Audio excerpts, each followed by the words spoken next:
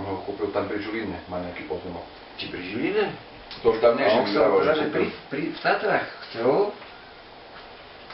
No to bol taký možno 200 000 za neho dal, taký nejaký menší. Dajte pri Žiline kúpil, to už dávnejšie mi dáva. No ja vidíš, 200 000 tak to utopil tiež. Toto vyzerá na kopku. Sneží a fučí. Sme boli pozrieť pacha, vyšli sme včera večer. A dnes fučí nárazok 30 metrov za sekundu, takže asi okolo 120-130 km za hodinu. Silný vietor. Takže ideme dole.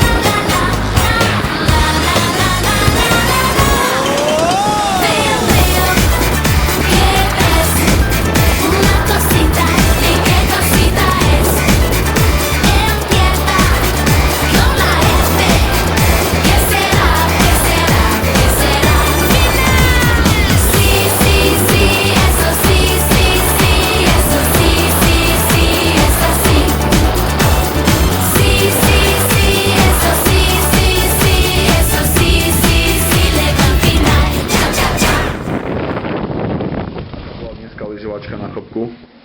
Stalo to za to? Stalo to za to. Lyžovačka vo Bychrici bola super. Stačilo len ráno vytriezvieť a ide sa na to. Evo, čo ty povieš na to? Bola to prvá lyžovačka v takejto Bychrici a je to skúsenosť. Predvádzal si tam celkom pekné kusky miestami. Som rád, že to mám za sebou.